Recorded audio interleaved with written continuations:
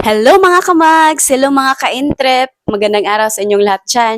Ang topic po pala natin ngayon ay tungkol sa kaya ba ng 64 pesos ang isang kainan na pang maramihan? Yan ay ating sasagutin mamaya lamang. At mga ka-intrep, mga kamags, huwag po kayong mawala dahil marami tayong makakasama. Guys, my name is Shalami F. Guyo from San Vicente, Magsaysay, Misamis Oriental.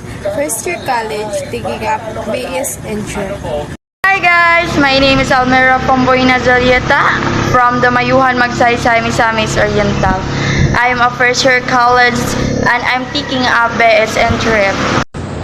Hi, my name is Lady Lorraine Corpus Naivi from Poblacion Magsaysay, Misamis Oriental, taking a course for BS Entry. Hello guys, I'm Dexter B. Paguhin from Camagong Municipio, Agusan del Norte. I'm a first year student taking up BS Entry. Hello guys, my name is Shenelia Bical from Nasipit, Agusan del Norte.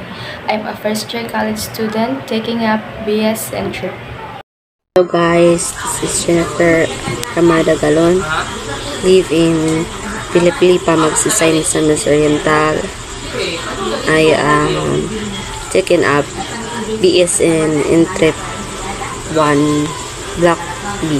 Bago po pala ang lahat, ako po pala si Cherry Amor Dandasan, taga Villa Pilipa, Magsaysay, Misamis Oriental.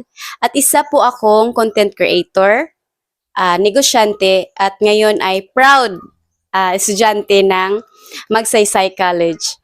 So bago po tayo magsimula sa ating challenge for today mga kamags and mga ka-intrip, mag-share muna ako sa inyo ng kwento mga kamags. Tungkol rin ito sa pagbabudget ng pagkain mga kamags.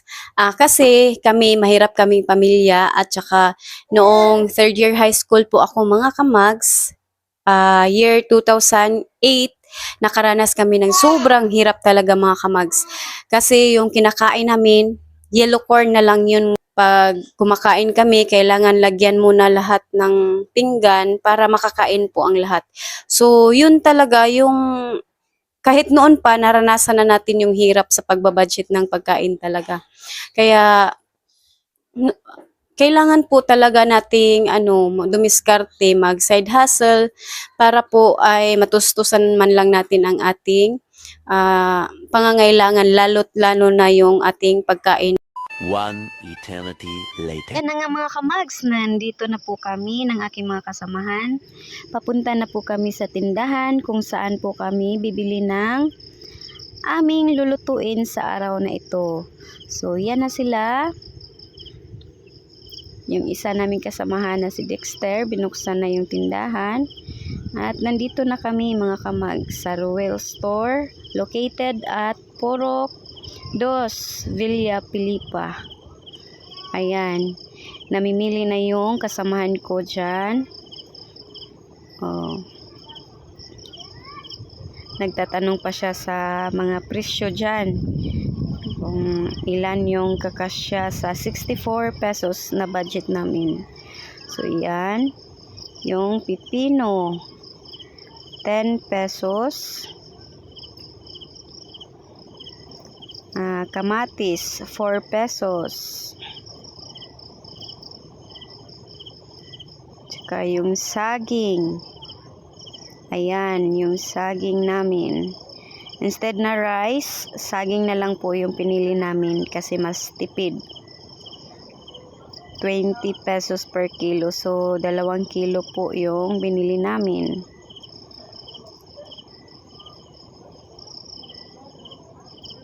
So, ayan na yung pera namin, 64 pesos. Sarado yan para wala na po talagang sukli. 40 na saging. Kasi 2 kilo yun. Kamatis, 4 pesos. Pipino, 10 pesos. At saka bumili rin kami ng ginamos, 10 pesos. So, yun ay 64 pesos lahat. Ayan, nagparesibo kami para sure. Yun. So, yan. Bit-bit na namin yung aming nabili. At patungo na kami sa bahay ng kasamahan namin na si Jennifer. Ayan. Yan, yung magkupol, oh. Sweet, nagtulungan maghiwa ng gulay. At yan ako, nagluluto ng ginamos. At dito na kami sa aming napagkasunduan na kakainan dito sa tabing dagat. So, yan na. Nagdala pa kami ng sibot para manguha ng tuyom. Pero ang lalim, kaya hindi natuloy. So, yan. Sama pa si baby.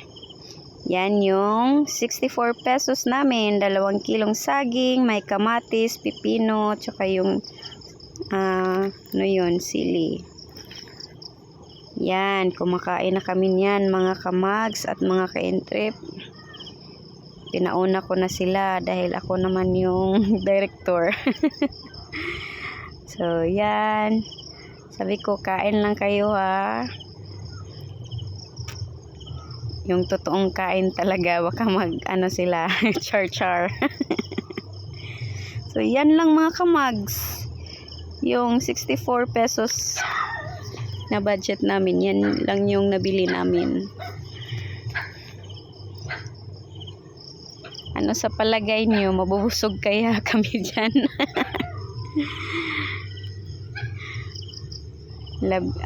Kami, 8 katao.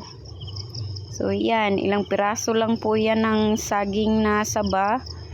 Tapos, isang pipino lang, with kamatis. Tsaka yung ginamos na baligis.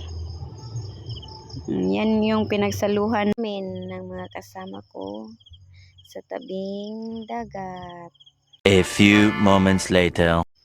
So yun mga kamags, andito kami nag-second round kami kasi hindi talaga kinaya yung 64 pesos na budget mga kamags. Nagdagdag kami ng ulam at saka kanin dyan. One eternity later. So yun na nga mga kamags at umuwi na kami sa bahay at dyan nagkantahan na lang kami ng mga kasamahan ko dahil tapos na kami mag-shoot ng aming vlog. Ayan, si Dexter with my baby Troy. Yan, si Mami Jen with baby Celine. Sila Charles, Valuspin, at saka si Shane. Yan, si Baby Troy, kumakanta rin. Oh, yan, masaya na yan kasi tapos na yung shoot namin. Hello, Baby Celine! So, yun na nga mga kamags, kung nakikita niyo po sa mga videos natin, hindi po talaga kayang pagkasyahin yung 64 pesos sa 8 tao po mga kamags. So yun sa sumunod namin na video na nagdagdag na po kami ng mga pagkain. Yun, nagkasya na mga kamags. So, at mga ka-entrip. So, yun, yung budget namin ay umabot mga kamags at mga ka-entrip. So, sa practical na buhay talaga, in reality, hindi po talaga kayang pagkasyahin yung 64 pesos sa 8 tao mga kamags. Kaya, ang gawin na lang natin mga kamags, kumayod na lang po tayo at mag side hustle para matustusan po yung mga pangangailangan natin sa araw-araw, lalo na dahil alam naman natin na kung ano talaga yung halaga ng masustansyang pagkain para sa ating kalusugan mga kamags. So, yun lang yung conclusion namin doon sa ating 64 pesos challenge in a meal. Hindi po talaga kaya. So, yun na nga mga kamags, talagang napakahirap mag-budget sa panahon ngayon. Lalo na't yung inflation ay hindi napipigilan. Kada taon talaga tumataas lahat ng mga bilihin. Kaya, dun sa mga walang ginagawa dyan na hindi alam kung ano ang gagawin, lalo na dito sa Magsaysay, na kulang talaga sa opportunity para makapagtrabaho. So, ano na lang mga kamags, magsimula na lang tayo na magnegosyo kahit na pinakamaliit na negosyo. Banana queue, yung mga mga may maliit na kapital. Kahit nga walang kapital mga kamags at mga ka-entrip, meron na po tayong available. Mag-search lang po kayo sa YouTube, marami kayong malalaman doon na negosyo na walang kapital. So, yun mga kamags, no? Ang galingan lang po natin. Trabahong malupit lang po. By Sir Arvin Orobia. Shout out sa aming mentor dyan pala. From KMCC Batch 5 po. Huwag kalimutan na walang malaki na hindi dumaan sa maliit.